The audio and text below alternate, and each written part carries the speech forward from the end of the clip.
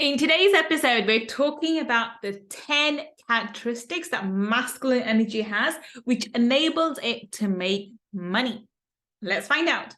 And if you're interested in finding out how you can upgrade your money mindset, then click on the link www.millionairefoundations.com and watch my free training.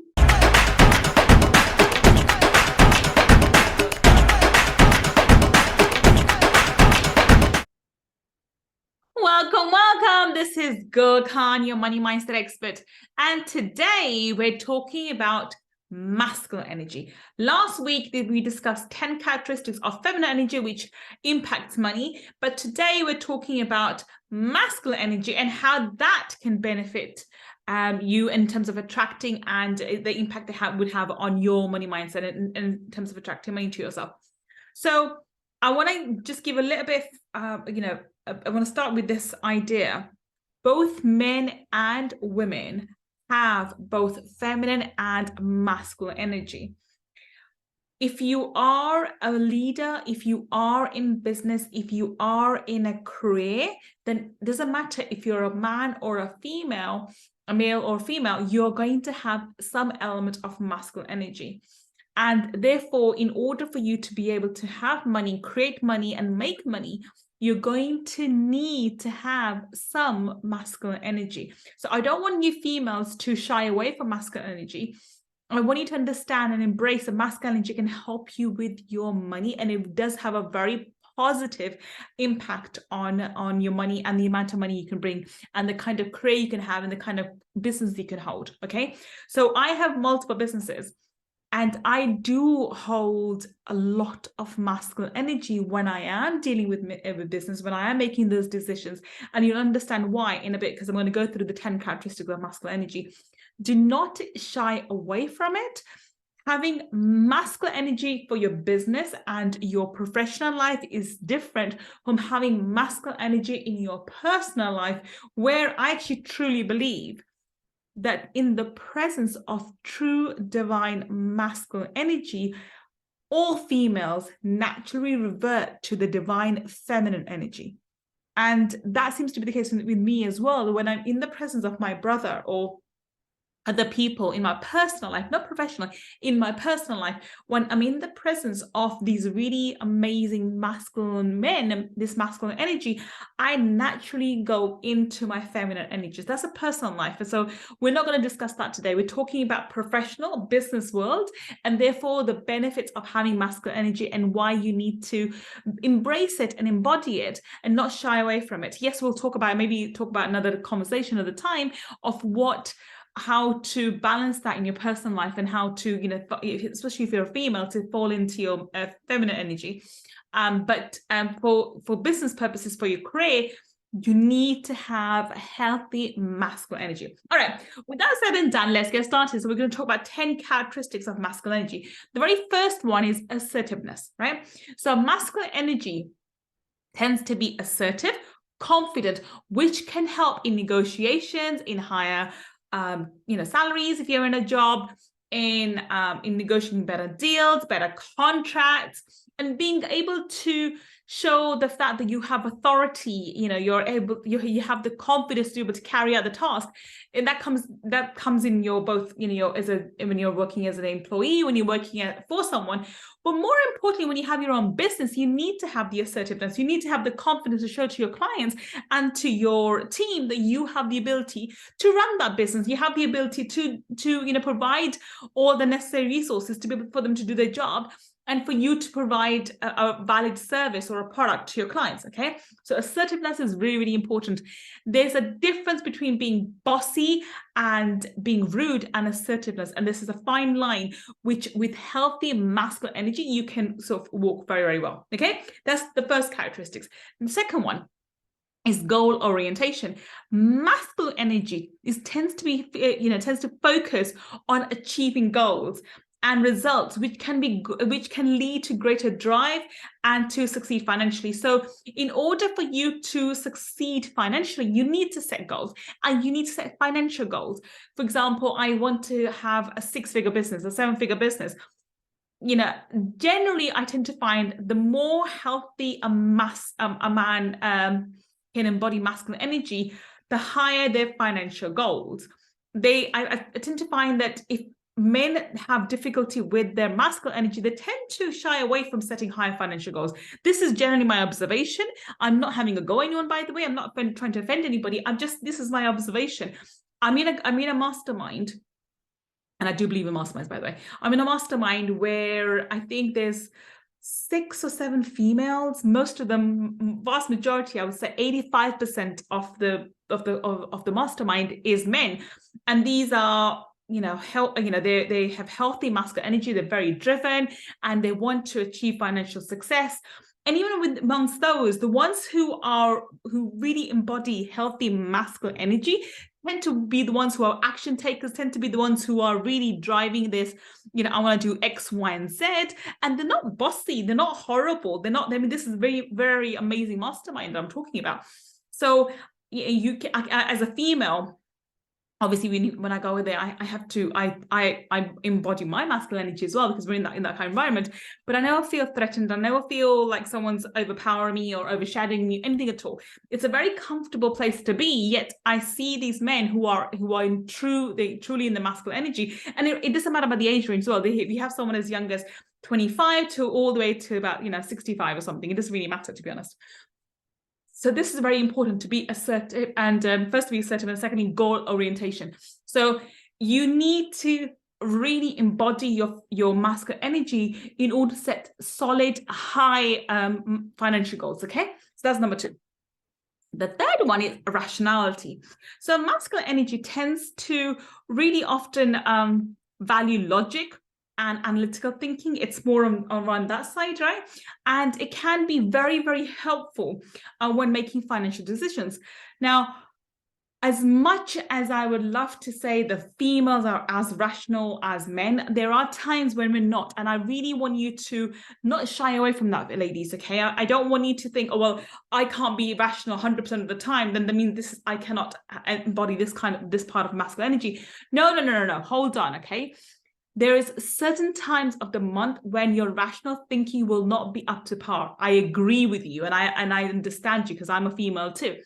But that doesn't negate the fact that the rest of the time you don't have any excuse for not to be rational, not to be logical, and not to put things not to think of things in the right manner. And if there are times when you cannot make a decision, or you cannot make a rational decision, you cannot put things into perspective, then you can hold off. Or you can seek advice from those around you, and you can surround yourself with healthy masculine energy to be able to support you in that time. And men, you guys have no reason at all for you not to have this rational thinking. That's why men tend to be a bit more rational in general. Women can be and are. There are just certain times of the month when the rationality goes out the window. And I do know that, okay? But that's going to happen every month, so you can compensate for it, and you can be aware of it. Being aware of something allows you to make allowances for it. That at a certain time, I'm not going to be in the right frame of mind, so I need to make a decision now, or I need to seek additional help, or I need to seek sort of help. But rationality is one of the true benefits of healthy masculine energy, which females can embody as well. Just be aware of the fact that you're not going to be rational 100% of the time, okay? We as females are naturally very, very emotional, especially at certain times, and it's going to be for the rest of your life, unfortunately, or fortunately, whichever we want to see it. There are benefits to this as well, but that's one of the downsides. You are not rational 100% of the time, okay? Number 4, independence. Now, masculine energy tends to prioritize independence, self-reliance, which can lead to stronger desire to be financially independent. This is one of the true beauties of healthy masculine energy. This is also one of the things that I think a lot of females who are driven, who want financial success, who want to have those high careers, also crave. They really crave their independence. And I really, really salute those females. I think that's an amazing attribute to have. Again, just because you want independence in terms of financial independence does not mean that you give up your feminine energy. Just understand that this part of masculine energy can really support you. And it is, when you are seeking independence, when you are seeking financial independence, that is part of masculine energy, but it can be part of healthy masculine energy, okay? So self-reliance and independence falls into the realm of healthy masculine energy. All right, number 5 is risk-taking. Again, masculine energy may be more willing, okay? Not necessarily all the time, but can be in all men, okay? Just some element of it. So masculine energy tends to be more willing to take risks, which can lead to greater financial gains and also result in greater financial losses. It works hand in hand. So if you have healthy masculine energy, you're able to take those risks. Now, I always say, because I've done this the wrong way all the time, you need to take calculated risks. If you're not able to take risks, it's because you're not embodying this part of your masculine energy.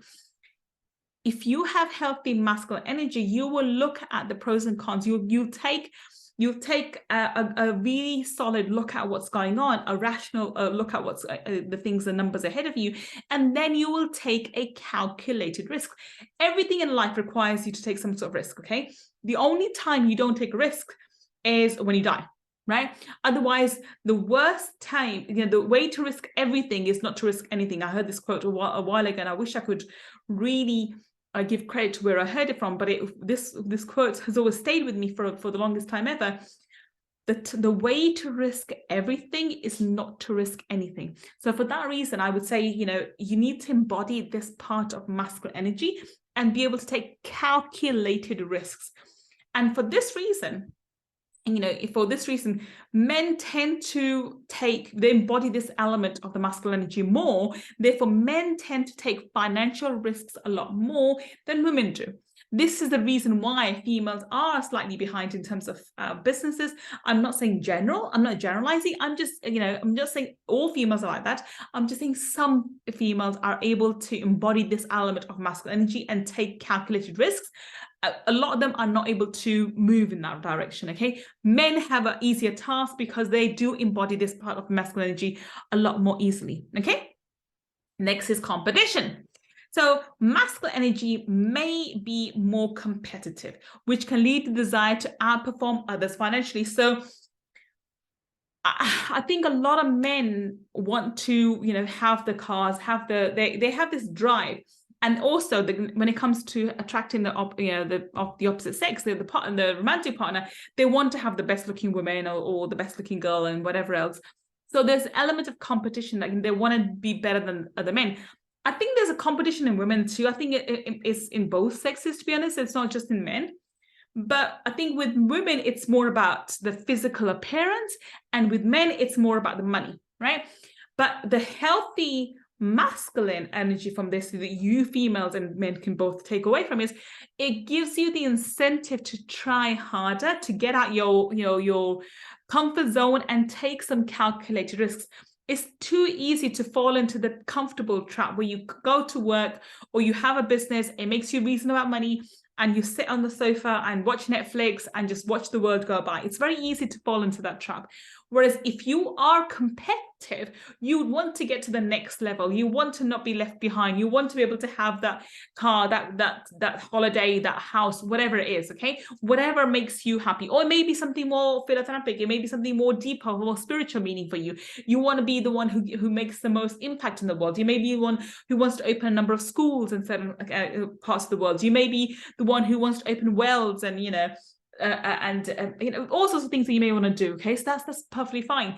So this competitive element doesn't have to be a negative element. It can be a positive element. It can be the drive that you need to get out your comfort zone and do something productive, okay? So that's number 6. Number 7, decisiveness, okay? Masculine energy tends to be, tends to be more, it tends to value more, quick decisions, It tends to value making decisions which are beneficial, but also it needs to, they need to have the gumption to stick with it as well. Okay, so there are many situations in businesses when you're required to make swift decisions, and then it could be the decisions are wrong, but then you have to have the gumption to stick by them. Okay, this is again masculine energy. Women can embody this element too. I have this. I have this down to a T, I think. One of the first things I learned this from my mother. She was able to make decisions very quickly and stick to her decisions. So I know for a fact that when I'm in my feminine energy, I lack the ability to make decisions quickly, and I'm a bit umming, ahhing a bit more, and I'm a bit more like, oh, shall I not kind of a thing, right? Whereas when I'm in my decisive masculine energy, I'm able to make quick decisions, and I'm like, okay, fine. I'll make the decision, I will do it. And if things don't work out, I'll figure a way out, right? That's when I know I'm in my masculine energy and I'm able to make it. And 9 times out of 10, those decisions, it doesn't matter what the decisions were, positive or negative, because I know I'll steer in the right way. So even if a decision did not go down my, in my favor, this happened multiple times, I was able to learn something in that situation and move away. And it was a positive outcome at the end. But when I'm stuck in that indecisive mode, shall I not? I suffer more, right? So I know for a fact in business, in order for me to succeed, I need to be able to be decisive and make decisions, and then have gumption to stick with it. People who, and I've seen this across the board, for both men and women, but this tends to be another factor for feminine energy rather than masculine energy. Masculine energy tends to be more decisive and quick and tend to stick to its decisions. So the people who are able to make quick decisions and stick to those decisions are more successful than those people who are slow to making decisions and quick to change their mind. Okay, this is part of the laws of success. So we know this for a fact. But this also is part of the masculine, divine masculine energy.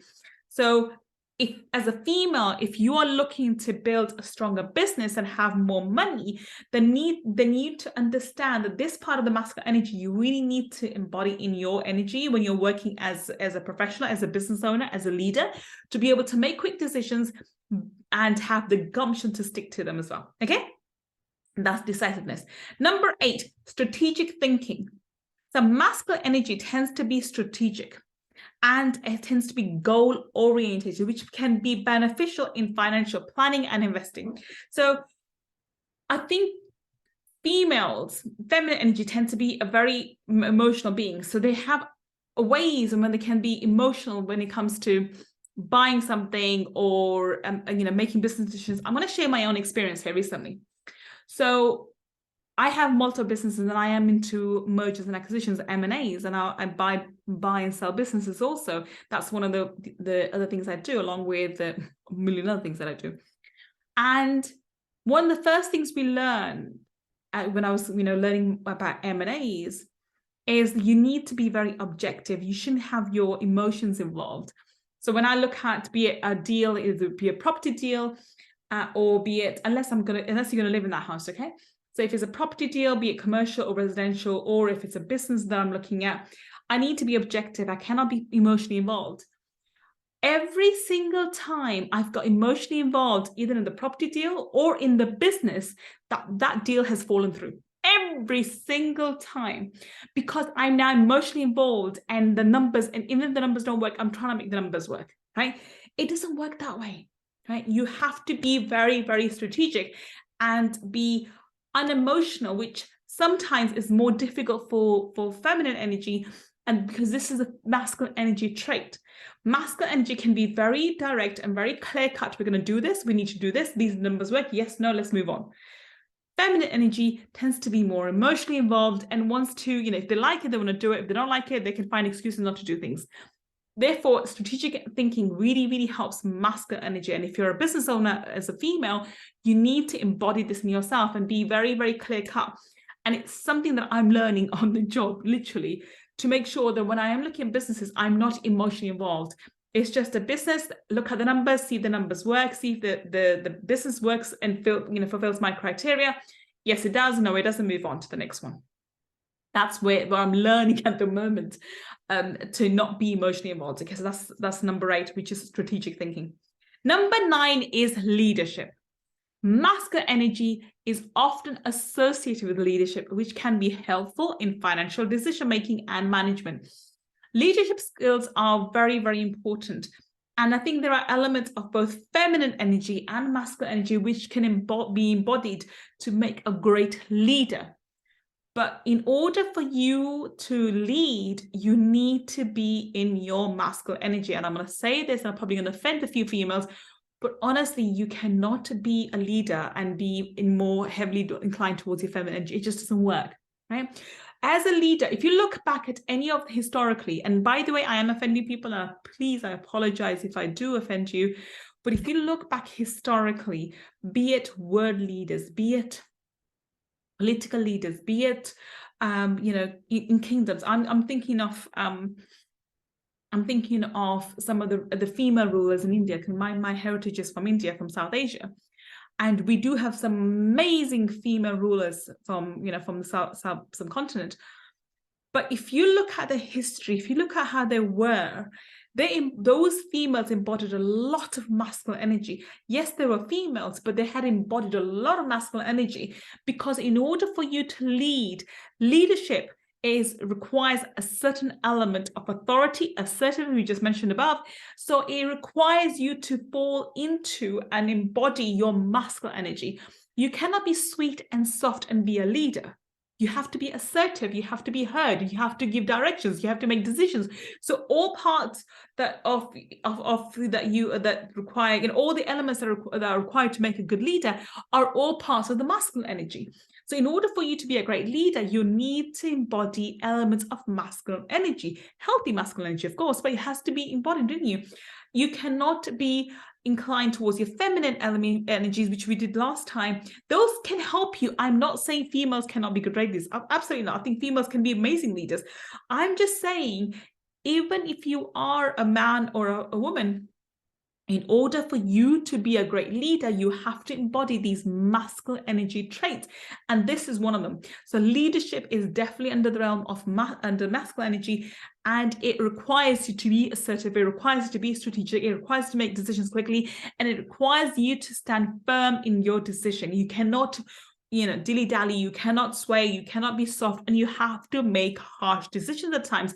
This is one of the facts. The leaders have to make difficult decisions. The more responsibility on your shoulders, the more difficult the decisions, the more masculine energy you have to embody. And it doesn't matter what gender you are in. You can be a man or a woman, it doesn't really matter. But in order for you to succeed as a leader, you have to embody masculine energy. This is where in the past, leaders tend to be men rather than females, because females, they try to keep females to be sweet and soft, and the men tend to be the more, obnoxious is probably another word, but a bit more harsh. They're a bit more harsh.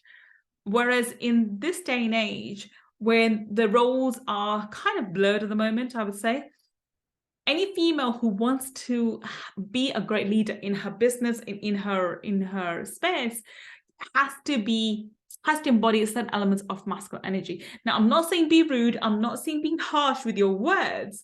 I've not said that once.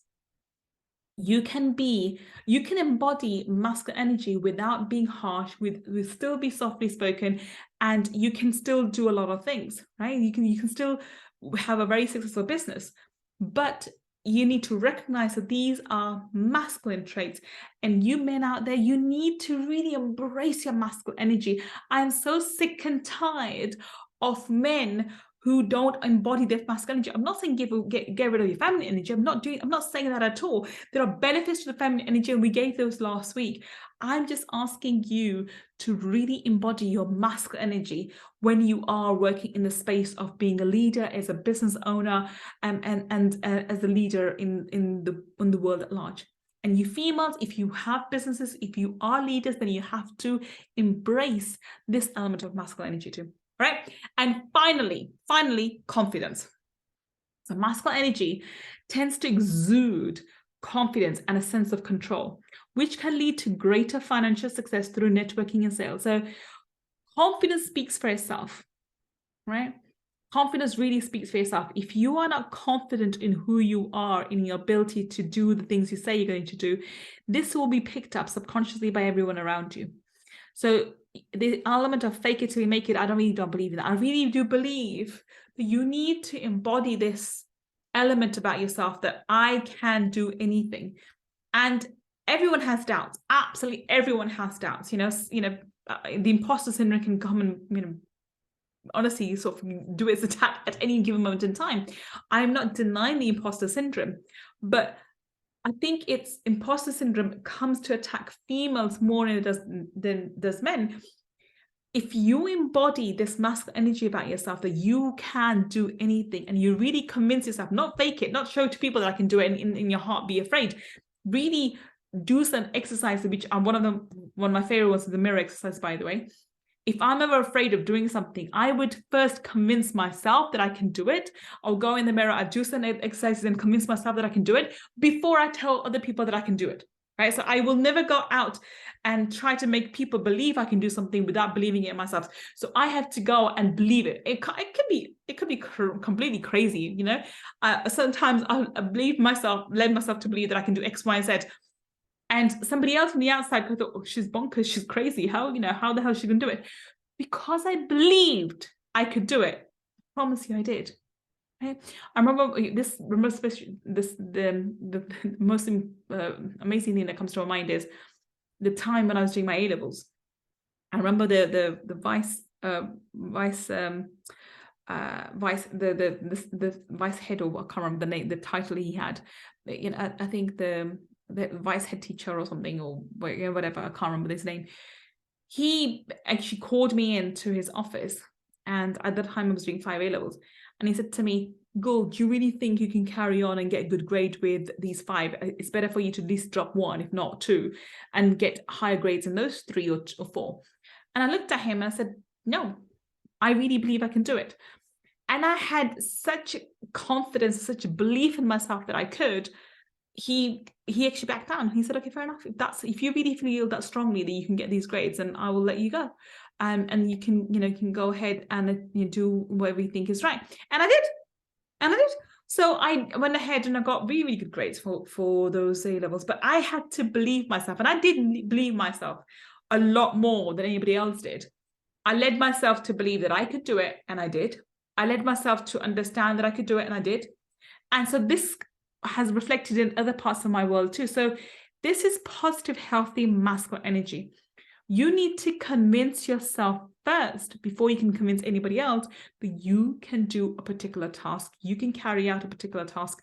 Once you've convinced yourself, convincing others is not hard. It's not much of a hard task, because you will exude that confidence from within. That confidence that comes from inside of you will be picked up subconsciously by people around you, and that's what will allow things to fall into place. That's what allow other people to have confidence in you and allow you to achieve whatever it is that you're setting out to achieve.